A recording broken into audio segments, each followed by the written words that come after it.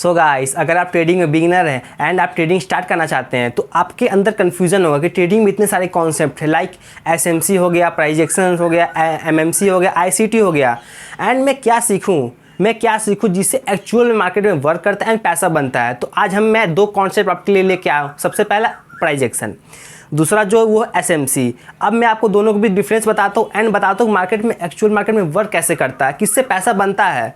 ठीक है, तो सबसे पहले हम बात करते हैं प्राइस एक्शन के बारे में।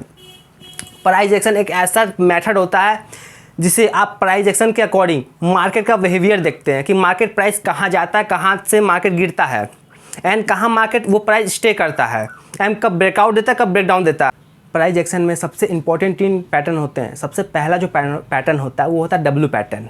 डब्ल्यू पैटर्न क्या होता है? जब मार्केट एक लो लगाता है, फिर पुल बैक लेता है, फिर वहाँ से अपना ट्रेंड कंटिन्यू करता है, फिर अपने जो उसका जो लो होता है, जो डब्ल्यू का लो होता है, सबसे बॉटम का एरिया, उसको ब्रेक नहीं कर पाता एंड वहीं से रिवर्स हो जाता है, जिससे हम डब्ल्यू पैटर्न कहते हैं। एक होता है एम पैटर्न। एम पैटर्न का मतलब क्या होता है? जब भी मार्केट एम पैटर्न बनाता है तो वहाँ से मार्केट गिरता है। जैसे मान लीजिए कोई मार्केट है, यहाँ से अपने ऊपर चला गया, ऊपर से फिर वो पुल बैक लेगा, फिर अपना ट्रेंड कंटिन्यू करेगा, लेकिन ट्रेंड जो कंटिन्यू करेगा वो अपने टॉप को नहीं ब्रेक करेगा, फिर टॉप से फिर नीचे गिर जाएगा। तो इसे हम एम पैटर्न कहते हैं।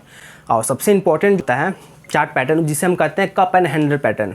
ये एक ऐसा पैटर्न होता है जिससे हम मार्केट को पता कर सकते हैं कि मार्केट अगला जो रेंज होता है वो कब ब्रेक करेगा। अब जैसे मान लीजिए कोई एक प्राइस है, ऐसे प्राइस घूमता है कप, फिर एक हैंडल, फिर जो कप एंड हैंडल का जो टॉप होता है, टॉप का जो लेवल्स होता है, जब उसको ब्रेक करता है यानी मार्केट एक नया हाई लगाने के लिए जा रहा है। तो अब मैं आपको एसएमसी के बारे में बताने वाला हूँ। एसएमसी में भी 3 या 4 सबसे इंपॉर्टेंट कॉन्सेप्ट होते हैं। सबसे पहला जो कॉन्सेप्ट है मार्केट स्ट्रक्चर।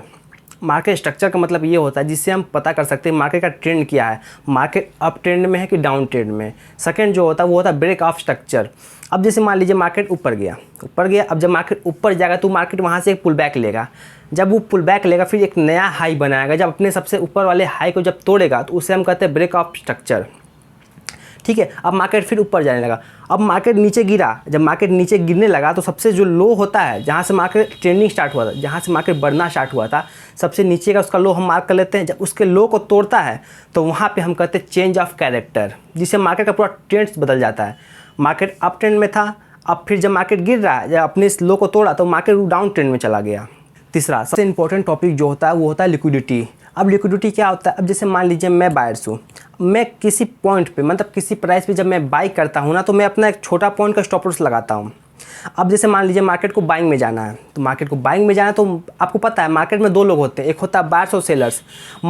अगला आदमी जब सेल करेगा तभी ना मैं बाई करूँगा। जब मार्केट में लिक्विडिटी ही नहीं मिलेगी तो मार्केट ऊपर नीचे क्यों जाएगा? अब जैसे मान लीजिए मैंने बाई किया, मैंने बाई का स्टॉप लॉस अपने बॉटम पर लगा दिया। अब मार्केट को अगर ऊपर जाना होगा तो सबसे पहले मेरा स्टॉप लॉस लेगा। जब मेरा स्टॉप लॉस लेगा एंड जब मुझे ट्रैप करेगा तो फिर मार्केट एक नया हाई बनाने जाएगा। स्टॉप लॉस का मतलब होता है कि पोजीशन, बायर्स और सेलर्स के पोजीशन, कितने पोजीशन यहाँ बिल्डअप हुए हैं, उसी को हर्न करता है एंड मार्केट को लिक्विडिटी मिलता है। फिर वो मार्केट अपना ट्रेंड कंटिन्यू करता है, तो इसे ही हम लिक्विडिटी कहते हैं। तो गाइस, अगर आपको मेरी वीडियो पसंद आया हो तो मेरे चैनल को सब्सक्राइब कर दीजिए एंड वीडियो को लाइक कीजिए, कमेंट कीजिए एंड शेयर कीजिए। तो फिर मिलते हैं नेक्स्ट वीडियो में।